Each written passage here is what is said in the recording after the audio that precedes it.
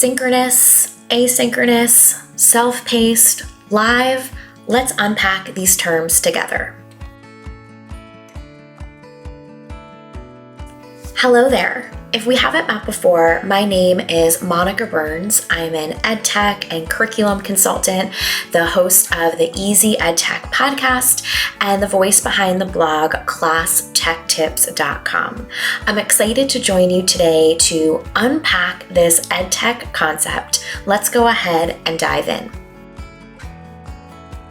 Now, the idea of synchronous and asynchronous instruction isn't new, and it's not necessarily just in a tech-rich or tech-friendly environment. The idea of working at your own pace or moving through during a time where you have some flexibility to pick and choose when you're working on is one way to think about asynchronous instruction. And synchronous instruction is when we are live and all together, when we're able to log in for a Zoom call at the same time, when we're sitting around a table having a discussion about a topic. Now, a combination of these types of models are things you might find in a first grade classroom where students are moving through blended learning stations and they are working on reading their own independent ebook, and then they are moving through another activity at a different time during their day, and then they're coming back together as a whole class for a live model on how to solve a math problem and a turn and talk and discussion with someone sitting next to them.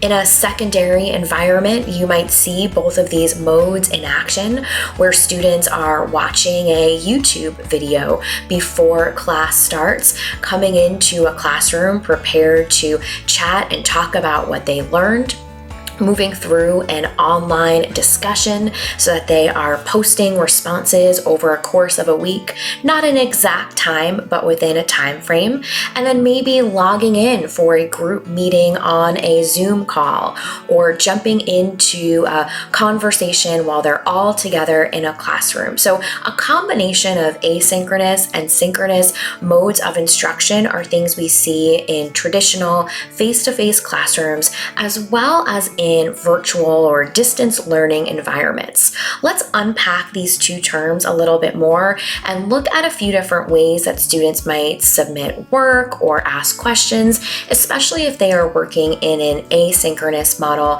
at their own pace. There are lots of different learning activities students participate in over the course of a school day in both a traditional face-to-face classroom as well as a virtual classroom, or one where students are participating in distance learning experiences. Now, no matter what the primary mode of instruction or teaching and learning is for a group of students, we know that they often participate in whole group, small group, and independent work. So whole group meaning everyone is working on something together. Small group, there are 2 to 5 students working together on a common goal. And then independent work, where students are working on their own.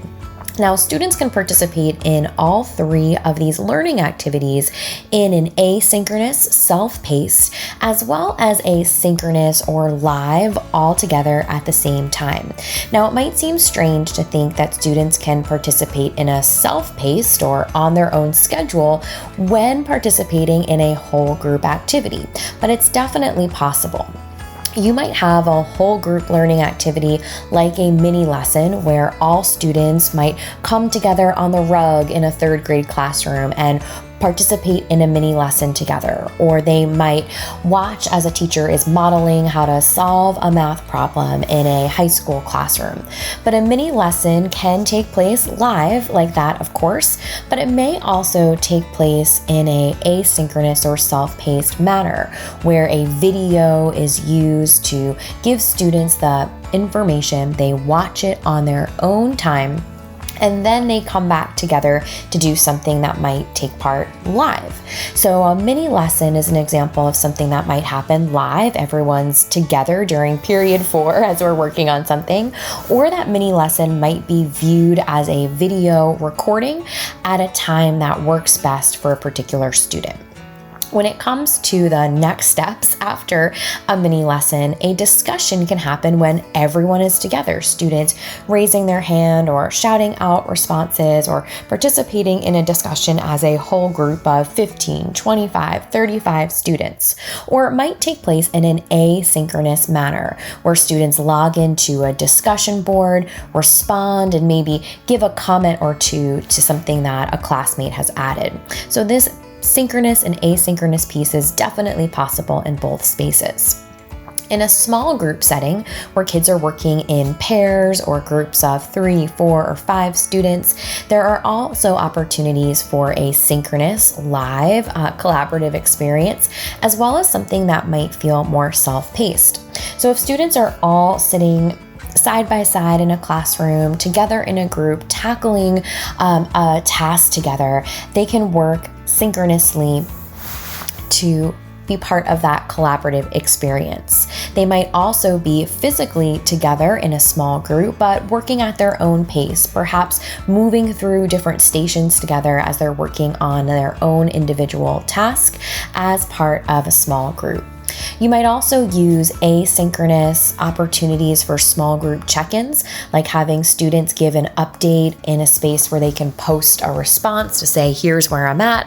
Or you might encourage students to leave comments on documents that they're all working on so that they can give an update or pose a question at a time that works for them, even if it's not a live meeting of their group.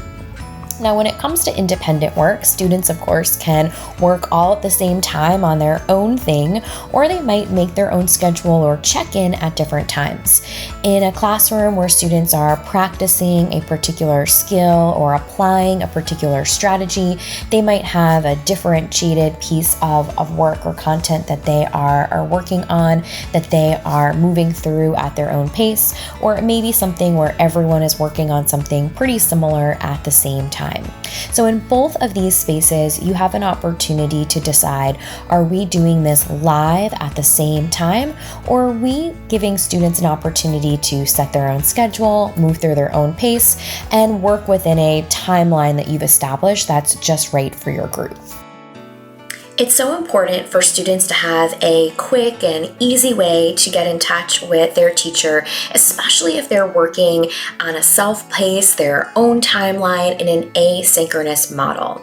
You might use a tool like Jotform to have students submit questions or put in a tech request that they need a little bit of support in a particular way. So having a mode of communication established from the beginning is crucial for kids to be able to get answers to their questions, submit their work, put in requests. Let's take a closer look at Jotform together. Now, I've featured Jotform a few different times on my blog, and it's definitely a powerful tool for helping everyone in your school community stay connected. Let's go take a look at a few of their education-specific resources that can help keeping kids connected while working in an asynchronous model. So I'm here at jotform.com. I'm in the templates area, and I've switched over from types to industries and tapped here on education forms. There's over 4,000 templates, and of course you could start from scratch, but there's a lot of great inspiration that you can find right from within here. So if your goal is to really make sure you're hearing from students when they are working on their own schedule, you might decide that you are going to create a quick quiz for them to complete at the end of the week. You might decide that you want them to respond and give you some answers to questions that help you really understand that they are moving through in the correct progress or in a way that you know that they will be supported.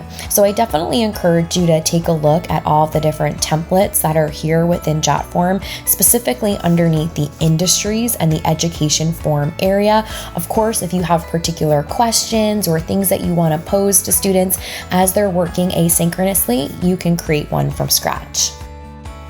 So as you create tech-friendly experiences for students this year, really leveraging the power of digital tools, you may find that you want a combination of asynchronous opportunities as well as synchronous opportunities for students to explore new ideas, share their learning with their classmates, and for you to be able to check in and see where they need additional support throughout the school year.